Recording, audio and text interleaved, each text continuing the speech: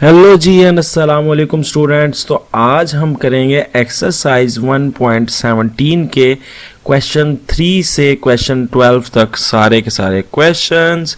तो सबसे पहले हमारे पास पहला क्वेश्चन है, कहते हैं अगर 150 शर्ट्स हैं और उसको स्टिच करने के लिए 6 स्विंग मशीन है एक दिन में, तो कितनी 225 शर्ट्स होंगी। अगर आपने वो एक दिन में करनी है तो कितनी मशीनें होंगी।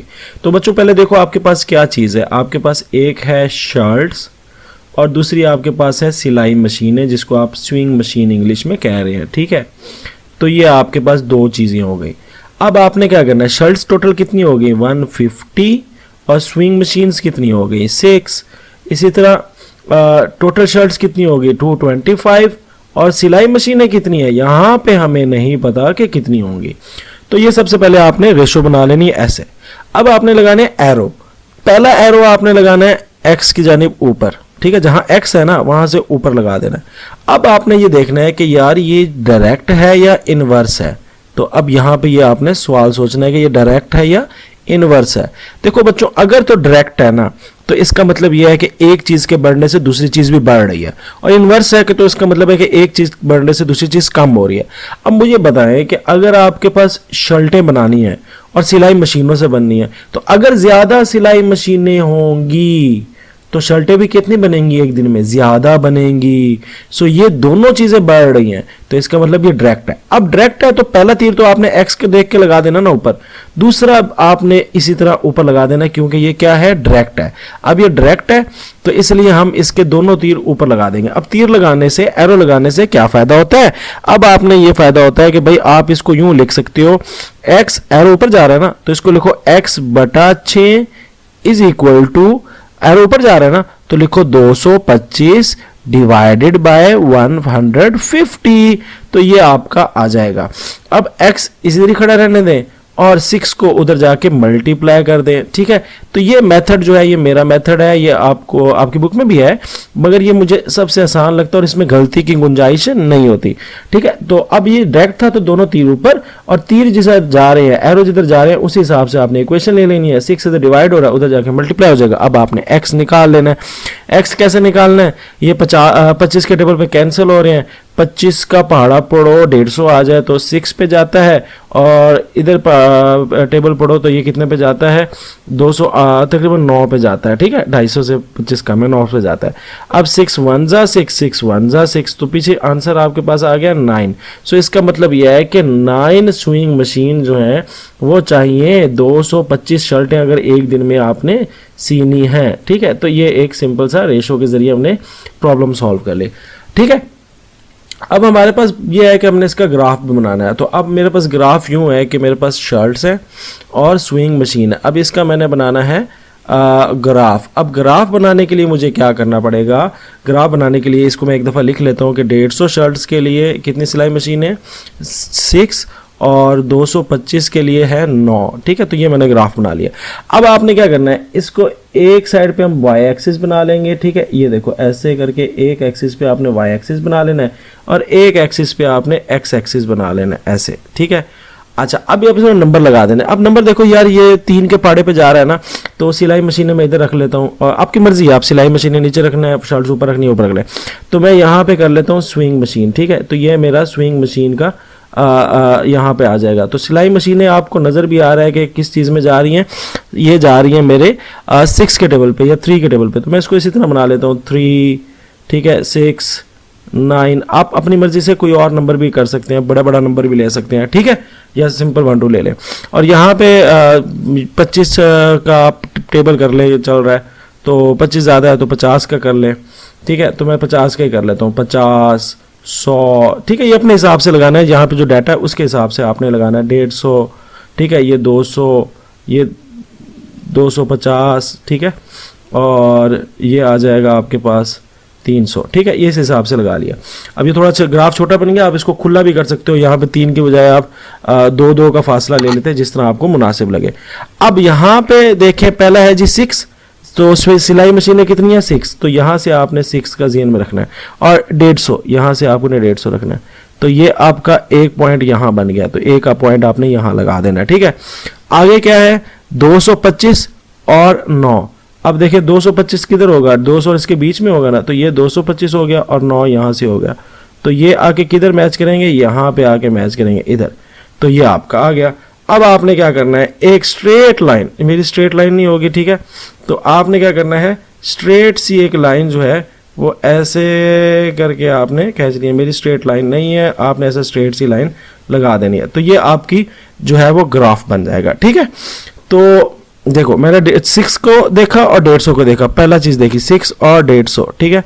फिर मैंने क्या देखा 225 और 9, तो इसके मैंने पॉइंट्स बना दिए, उन पॉइंट्स को जोड़ने के लिए एक लाइन लगा दी, ये मेरा ग्राफ बन गया, ठीक है। ग्राफ में आपने जो लाइन लगानी है वो एरो वाली लगानी है, ये लाइन इसे कहते हैं, इसे लाइन है, लाइन सेगमेंट नहीं लगानी, लाइन लगानी है, यानी जिसके इर्द गिर्द दोनों एरो लगे हों। अगला जी क्वेश्चन, अगर एग की प्राइस है, एग की प्राइस, अच्छा एग की प्राइस दी हुई है और क्या दी हुई है, और एग्स दिए हुए हैं, ठीक है। तो एग्स दिए हुए, दो चीजें, एग की प्राइस है और एग है, ठीक है। एग की प्राइस कितनी है जी 180, कितने अंडों की 12, यानी 1 दर्जन अंडों की। तो कहता है कि 270 प्राइस कितने अंडों की होगी, ठीक है। तो अगेन आपको पता है कि ये डायरेक्ट है, क्यों डायरेक्ट है, कैसे पता लग रहा है, क्योंकि जितने ज्यादा अंडे होंगे उतनी ज्यादा उनकी कीमत होगी, ठीक है। तो सिंपल सी चीज है। तो अब इसमें भी डायरेक्ट है, तो मैं पहला तो एक्स वाला तीर ऊपर ही लगना है ना, तो डायरेक्ट है तो इसका भी एरो कहां जाएगा, ऊपर जाएगा, ठीक है। अब इसको लिख लेते हैं, तो x divided by 12 is equal to, नीचे से ऊपर जाना ना, तो इसलिए 270 डिवाइडेड बाय 180, और अगर इसको हम सिंपल लिखें तो यूं आ जाएगा 270 डिवाइडेड बाय 180 मल्टीप्लाई बाय 12, 0 0 से कट गया, और ये 6 के टेबल पे कट रहा है, 6 3 जा 18 और 6 2 जा 12, तो 3 1 जा 3, 3 9 जा 27, तो ये कैंसिलिंग के बाद ये आ गया 9 times 2 which is equal to 18। So हमारे पास 18 एग्स की कीमत आ गई, फॉर 18 एग्स की कीमत होगी 270। अब ग्राफ बना लेना है, ग्राफ में आपको अगेन चाहिए प्राइस और दूसरी तरफ है नंबर ऑफ एग्स, तो इसके मैं डाटा लिख लेता हूँ, 180 थी और यहाँ पे थी 12, ठीक है, और इधर थी 270 और इधर इसकी प्राइस थी, टोटल कितने निकाले अभी आपने 18 एक्स, तो 18 आ गए। तो अब इसका ग्राफ बना लेना है, अगेन आपने एक वाई एक्सिस पे लाइन खींच लेनी है, मेरी लाइन थोड़ी टेढ़ी होती है, ठीक है। तो इसके बाद यहाँ पे एक एक्स एक्सिस में आपने लेनी है, ठीक है। अब मैं थोड़ा खुला खुला बनाऊंगा, तो अब यहाँ पे देखो ये 6 के टेबल चल रहे हैं ना, 6 12 18, तो मुझे एक अंदाजा हो रहा है कि मैं 6 का ही चला लेता हूँ, मैं थोड़ा खुला कर देता हूँ, 6 12 18, ठीक है, ये मेरा हिसाब चल रहा है। इधर आप इधर मजीद 24 30 भी लिखना चाहें तो लिख सकते हैं। और यहाँ पे आप देखो तो यहाँ भी 6 का टेबल या 90 का टेबल आप बना लो, ठीक है, जो आपको मुनासिब लगे। आप 6 का टेबल बनाना है, 90, मैं 90 का बना लेता हूँ, ठीक है। तो 90 और 180 270 और 360, तो इस तरह करके ये मेरा आगे चलता जाएगा 450, ठीक है। अब मैं खुला खुला बना दिया ना, कोई मसला नहीं है। अब देखो जी 180 और 12, तो यहाँ से आएगा 12 और यहाँ से आएगा 180, तो ये किधर पॉइंट पे हो रहा है, इस पॉइंट पे, तो ये एक पहला पॉइंट हो गया। 270 और 18 इधर आ रहा है, ठीक है, और 270 इधर आ रहा है, तो ये मेरा दूसरा पॉइंट हो गया, ठीक है। तो अब इसको मैंने आपस में क्या करना है, मिला देना है, एक सीधी सी लकीर लगानी है, मेरी टेढ़ी हो गई है बट आपने क्या करना है, सीधी लगानी है। तो यहाँ पर ये आ गया। अब ग्राफ का फायदा क्या होता है, ग्राफ का फायदा ये होता है कि अगर ये 24 हो, अगर ये कितना हो 24 हो, तो इधर कितनी प्राइस होगी, हमें इधर से ग्राफ में लाइन से पता लग जाएगा कि यार ये 360 के आसपास होगी, ठीक है। तो ये लाइन अगर सीधी लगी हो तो कभी भी ये गलत नहीं आएगा, ठीक है। तो इस तरह करके ये आपका जो है वो ग्राफ से आगे की चीजें भी पता लगती हैं। तीसरा सवाल यानी 5वां, कहते हैं कि अगर अगर अगर लेबर्स हैं आपके पास, लेबर, ठीक है, लेबरर है, तो कितनी लेबर है जी आपके पास, 30 बंदे हैं, ठीक है, 30 मजदूर हैं, वो डिग करते हैं यानी खोदते हैं 800 सेंटीमीटर क्यूब का अर्थ पे एक सरफेस, ठीक है, 800 सेंटीमीटर क्यूब की। अब यहाँ पे जो 800 सेंटीमीटर आपको दिया हुआ है, ये 800 सेंटीमीटर एक कांस्टेंट वैल्यू, क्योंकि ये आगे भी जाएगी पीछे भी जाएगी, तो इसको मैं नहीं लिखूंगा, ये कंफ्यूज करने के लिए डाली गई है, ठीक है। इसकी मैं वजह भी बताता हूँ। ऑफ अर्थ इन टाइम, और टाइम आपको दिया हुआ है 3 घंटे, तो ये आपके पास दूसरी चीज होगी 3 घंटे, ठीक है। तो ये आपके पास होगी, ये 30 बंदे और 3 घंटे में 800 centimetre. How many variable will be required to dig the same. देखो अब उसने जब कह दिया ना सेम, तो ये तीसरी क्वांटिटी को आपने भूल जाना है, क्योंकि वो कांस्टेंट होगी, उसको लिखो ना लिखो कोई फायदा नहीं है। तो ये आपकी जो सेम कह रहा है ना कि भाई 800 ही का खोदना है और 2 घंटे में आपने खोदना है, तो उसके लिए आपको मजदूर कितने चाहिए होंगे। तो अब यहां पे जो आपका आ जाता है तो ये आपका हो जाएगा x, ठीक है। अब ये 800 वाली बात क्यों नहीं लिखनी, ये अब आपको बात समझ आ गई है। अब इसमें आप जब गौर करोगे बच्चे, तो इसमें देखना है कि यार ये जो है ये डायरेक्ट है या इनवर्स है। अब इसको आपने जो है वो सोचना है। तो देखो अगर आप लेबर ज्यादा करोगे, तो अब आप देखो लेबर को अगर आप क्या करोगे, ज्यादा करोगे, तो आपका वक्त ज्यादा लगेगा खुदाई में या कम लगेगा? ऑफ कोर्स कम लगेगा, क्योंकि देखिए ज्यादा लोग होंगे तो काम जल्दी हो जाएगा। तो इसका मतलब है कि ये इनवर्स है। तो ये जो है ये इनवर्स है। इनवर्स होने की वजह से इसके जो तीर हैं हम उल्टे लगाएंगे। तो पहला तीर कौन सा कैसे लगाते थे, एक्स का ऊपर की तरफ। अब दूसरा चूंकि ये इनवर्स है तो नीचे से ऊपर नहीं जाएंगे, ऊपर से नीचे आएंगे, ये उल्टे लगाएंगे। अब इसको बना लेंगे, तो पहले लिखेंगे एक तीर ऊपर जा रहा है तो इसका लिखेंगे x बटा 30 इज इक्वल टू, और ये तीर ऊपर से नीचे आ रहा है तो 2/3 नहीं लिखेंगे, क्या लिखेंगे 3/2। तो ये हो गया 3/2। अब इसको सॉल्व कर लें तो ये आपका 30 उधर जाके क्या हो जाएगा, 30 मल्टीप्लाई बाय 3/2, तो 2 1 जा 2, 2 15 जा, और 15 3 जा कितना होता है 45। तो 45 आ जाएगा। सो 45 लेबर चाहिए होंगे अगर आपने काम जल्दी करना है। 2 घंटे में अगर काम निपटाना है तो आपको लेबर ज्यादा चाहिए होंगे, जल्दी चाहिए होंगे, ज्यादा चाहिए होंगे जल्दी काम करने के लिए। ठीक हो गया। तो ये इनवर्स था, इसमें तीर उल्टा हुआ, हमने वैल्यू ऊपर नीचे कर दी तो हमारे पास ये निकल आए। अब इसमें देख लेते हैं कि आपके पास क्या है, लेबर है और दूसरी हमारे पास है टाइम। लेबर मेरे पास है कितनी 30, और नई जो अभी निकाली है ये 45, और इधर टाइम था मेरे पास 3 आवर, इधर मेरे पास है 2 आवर। ठीक है। अब यहाँ पे मैं एक साइड पे लाइन लगा के टाइम लगा लूंगा और एक साइड पे मैं लेबर लगा लूंगा और मेरा ग्राफ बन जाएगा। तो ये बड़ा ही आसान अब काम हो गया है। ये देखें तो ये मेरी हो गया टाइम, तो टाइम मेरा है आवर में, तो मैं इधर लगा लेता हूँ क्या है 1 2 घंटे 3 घंटे 4 घंटे, वो क्योंकि एक बढ़ रहा था ना तो इसलिए आज से। और यहाँ पे मैं अब 15 का पहाड़ा कर लेता हूँ, 15 और 30 अपनी आसानी के लिए, 45 60 75 90। ठीक है, ऐसे करके लगा लेते हैं। अब पहला जी है 30 3 पे। ठीक है, तो 30 जो है वो कितने पे है 3 पे है, तो ये देखिए 30 कितने पे है 3 पे, तो ये इधर आ गया, ये मेरा पहला आ गया। ठीक है। अब जो है दूसरा है वो 45 है 2 पे, तो 45 2 पे मेरा इधर आ जाएगा, तो ये 45 2 घंटे। अब यहां पे आप ग्राफ देखोगे तो आपका ग्राफ ऊपर नहीं जा रहा, आपका ग्राफ नीचे आ रहा है। तो जब ग्राफ नीचे आ रहा हो तो इसका मतलब ये है कि आपने ऐसे बनाना है, नीचे की तरफ लाना है इसको। ठीक है, तो ये इनवर्स की निशानी है कि इनवर्स का ग्राफ कभी भी ऊपर नहीं जा रहा होगा, ऐसे नहीं जा रहा होगा। ठीक है, कैसे जा रहा होगा, ऊपर से नीचे की तरफ आ रहा होगा, जैसे इसमें आ रहा है। तो ये इनवर्स की निशानी है, इसके ग्राफ में आपने गलती नहीं करनी। तो ये आपका ग्राफ बन गया। अगले क्वेश्चन की तरफ आए। अगला क्वेश्चन क्या कहता है कि 6 क्वेश्चन कहता है कि 10 बंदे हैं, अच्छा उनका राशन पड़ा है 21 दिनों का। सो आपके पास 10 लोग हैं। ठीक है, मैन कितने हैं 10 लोग हैं, और राशन आपके कितने डेज का पड़ा हुआ है, तो राशन के डेज का पड़ा हुआ है 21 दिनों का। ठीक है, कोई मसला नहीं, हम इसको देख लेते हैं आगे जी। अगर कहता है 3 बंदे छोड़ जाएं, यहां पे ये नहीं कह रहा है 3 बंदे हो गए, लीव का मतलब क्या है, छोड़ गए। तो छोड़ गए का मतलब ये है कि पीछे कितने रह गए 7 रह गए। तो अब इनका जो खाना है उसके कितने दिन के लिए वो बच जाएगा, वो कितने दिन चल जाएगा। देखो अगर आपके पास एक घर है, उसमें बंदे ज़्यादा रहते हैं, तो आपकी जो रोटी है, आपका जो सालन है, आपकी वो चीज़ें जल्दी ख़त्म हो जाएंगी। बट अगर वो लोग, कुछ लोग छोड़ जाएं, तो वो आपका जो सामान है वो ज़्यादा दिन चल जाएगा।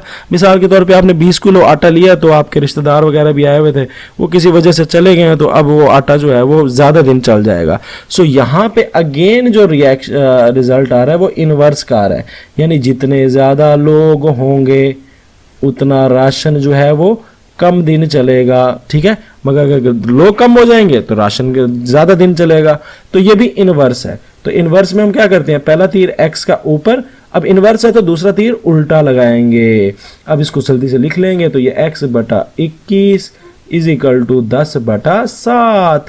तो x इज इक्वल टू 10 ज़रब 21 बटा 7। सो ये कितना आ जाएगा बच्चों, ये 7 1 ज़ा 7 7 3 ज़ा 21 और 3 मल्टीप्लाई बाय 10 इट्स 30। तो 30 डेज चलेगा। अगर 3 बंदे मेहरबानी करके कैंप को छोड़ के चले जाएंगे तो 9 दिन जो है वो खुराक बढ़ जाएगी। अब इसका ग्राफ देख लेते हैं। तो आपके पास मैन है और दूसरी तरफ डेज हैं। मैन आपके पास 10 हैं और 7 हैं, डेज आपके पास 21 हैं और अभी कितने निकाले 30। तो ये 30 है। अब ये इसका ग्राफ बनाना है, तो एक साइड पे हम मैन कर लेंगे, एक साइड पे हम जो है वो क्या कर लेंगे, एक साइड पे मैन कर लेंगे और एक साइड पे हम डेज कर लेंगे। तो मैं जो बड़ी वैल्यू होती है ना उसको हमेशा नीचे रखता हूँ, मेरी आदत है। आपकी अपनी मर्जी है, डेज को उधर कर लें, मैन को इधर कर लें, कोई मसला नहीं, ठीक है। ग्राफ बस सही होना चाहिए। तो अब मैन है, मैन आपको नज़र आ रहा है कि 7 के पहाड़े पर चल रहा है, तो मैं इधर 2 का वक्फा कर लेता हूँ। 2 4 6 8 10, ठीक है, इस तरह कर लेता हूँ।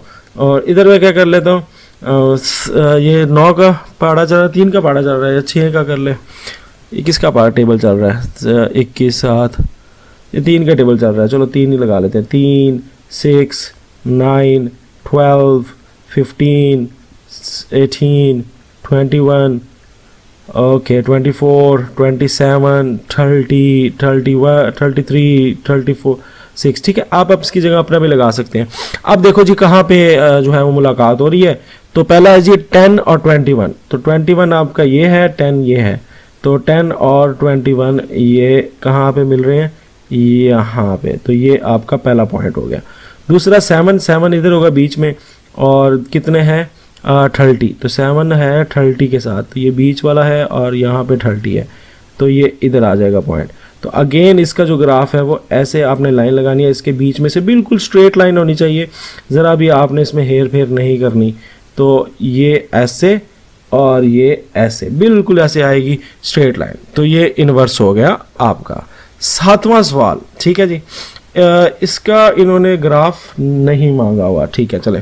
और 8वें सवाल का भी ग्राफ नहीं मांगा हुआ, सही है, मैंने लिखे हुए। चलो अब इसको जल्दी से कर लेते हैं। 7वें सवाल में कहता है कि शायान जो है वो 200 स्टेप्स लेता है फॉर वॉकिंग 160 सेंटीमीटर। तो अगर ये 300 स्टेप्स ले, तो हमारे पास 2 चीज़ें हैं, स्टेप्स और दूसरी हमारे पास चीज़ क्या है, डिस्टेंस, ठीक है, सफ़र कितना किया है। तो अगर वो 200 स्टेप ले तो कितना सफ़र बनता है, 160 मीटर का बनता है। अगर वो 350 स्टेप ले तो कितना सफ़र बनेगा। तो सिंपल सी बात है, देखो जितना ज़्यादा स्टेप होंगे, जितने ज़्यादा स्टेप होंगे उतना फासला भी क्या होगा, ज़्यादा होगा। तो ये कौन सा बन रहा है, डायरेक्ट। तो इसको आप डायरेक्ट में ले लो और इसको जो है वो आप इस तरह लिखोगे, दोनों तीर ऊपर होंगे ना ऐसे, पहला तो x वाला होता है ना और दूसरा भी ऐसे। तो x divided by 160 is equal to 350 divided by 200, जैसे डायरेक्शन है ना उस तरह लिखना है। So x is equal to 350 divided by 200, 160 इधर आके मल्टीप्लाई हो गया, तो 0 0 से कैंसिल, 0 0 से कैंसिल, 2 1 ज़ा 2 2 8 और ये आ जाएगा 35 टाइम्स 8। ये जल्दी से सॉल्व कर लें, 35 टाइम्स 8, 8 4 ज़ा 8 5 ज़ा 40, 8 3 ज़ा 24, 24 में 4 डालो तो 28 आ जाएगा, तो 280। सो क्या आंसर आ गया, 280 मीटर आपका आंसर आ जाएगा, ठीक है, कि 280 मीटर चलेगा 350 कदमों से। इसका ग्राफ नहीं है तो इसको छोड़ दें। नेक्स्ट है जी ट्रेन है।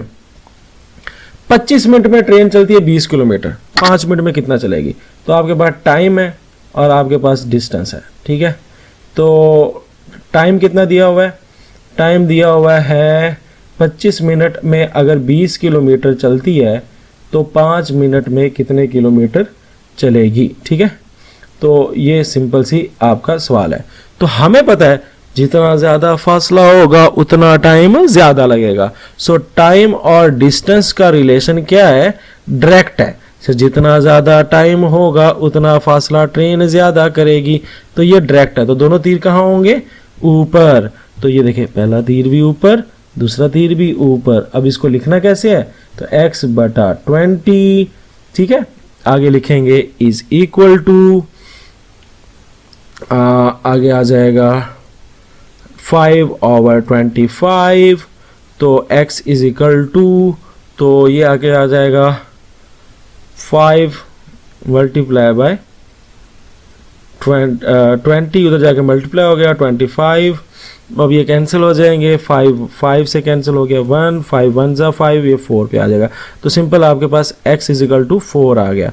So x is equal to 4 का मतलब है कि 4 किलोमीटर चलेगा इन 5 मिनट, 5 मिनट में ये इतना फासला रहेगा। इसका ग्राफ था कोई नहीं, तो इसलिए इसको छोड़ते हैं इसके ग्राफ को। अगला है जी 9th क्वेश्चन, और 9th क्वेश्चन में इसने अगेन जर्नी की बात की और अगेन वही उसी तरह के ही क्वेश्चन है, ठीक है। तो कहता है जी 50 किलोमीटर घंटा एक जर्नी करता है 70 मिनट में। तो अगेन हमारे पास क्या है? नहीं, जर्नी है, कार इज ट्रैवलिंग, स्पीड है, ठीक है। स्पीड दी हुई है। तो ये डिस्टेंस नहीं दिया हुआ, क्या दिया हुआ है? स्पीड दी हुई है। दोबारा इसको देख लें, ये स्पीड दी हुई है। और दूसरा क्या दिया हुआ है? टाइम। तो टाइम दिया हुआ है। अच्छा, स्पीड कितनी है जी? 50 किलोमीटर की स्पीड से चल रहा है और 70 मिनट में फासला तय कर रहा है, ठीक है। कोई मसला नहीं, आगे चलें। कहता है कि अगर ये 70 की स्पीड से चले तो फिर कितना टाइम लगेगा? अब मुझे ये बताएं कि अगर आप स्पीड से चीज चलाएं, स्पीड को बढ़ा दें, तो आप अपने फुफ्फो के घर जल्दी पहुंच जाओगे या लेट पहुंचोगे? ऑफ कोर्स जल्दी पहुंच जाओगे, है ना। तो टाइम क्या लग जाएगा? कम। स्पीड बढ़ाने से टाइम कम लगता है। तो ये कौन सा है? डायरेक्ट? ना, इनवर्स, उल्टा काम चल रहा है। एक चीज बढ़ने से दूसरी चीज कम हो रही है। स्पीड बढ़ाई, टाइम कम हो गया, तो इसका मतलब ये उल्टा है। तो अब आपने क्या करना है? पहला तीर ऊपर, दूसरा तीर नीचे। एक्स वाला तीर ऊपर, दूसरा तीर नीचे। तो इसको लिखेंगे कैसे? x बटा 70 इज इक्वल टू 50 बटा 70, और ये 70 उधर जाके मल्टीप्लाई हो जाएगा। सो ये उधर जाके मल्टीप्लाई, तो 70 से डायरेक्ट कैंसिल। तो पीछे आपके पास सीधा सीधा आंसर आ गया 50 मिनट, ठीक है। तो आपके पास ये 50 मिनट जो है इसका जवाब आ जाएगा।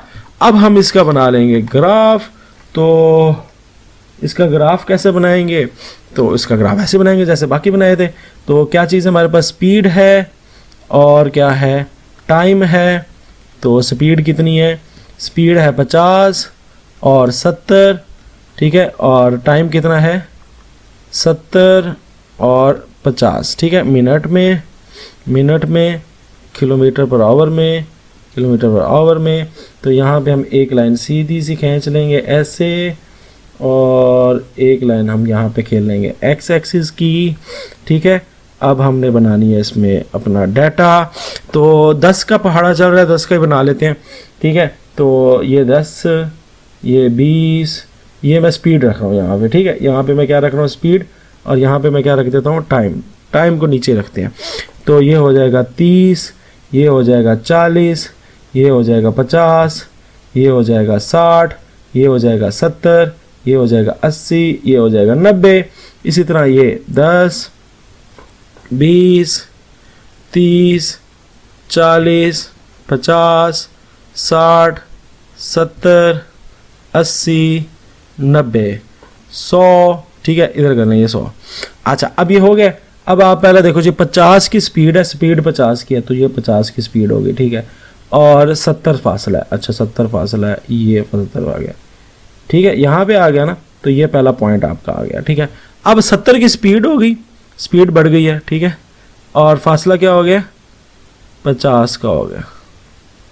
सही है जी, चलो ये हो गया ऐसे, ठीक है। तो ये आपको पॉइंट आ गया।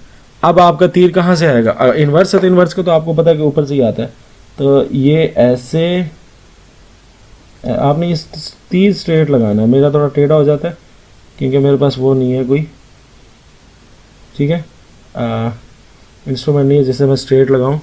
तो ये इस तरह का बन जाएगा। तो ये बिल्कुल आपने क्या लगानी है, स्ट्रेट लाइन ऐसे लगा लेनी है, दो पॉइंट्स को जोड़ती हुई। तो इससे आपके बाकी क्वेश्चन भी हैं फर्दर सॉल्व होते जाएंगे। आगे जी इसका भी ग्राफ बनाना है, आई हेट ग्राफ्स। अब जी बैग है जी 10 किलो का, ठीक है।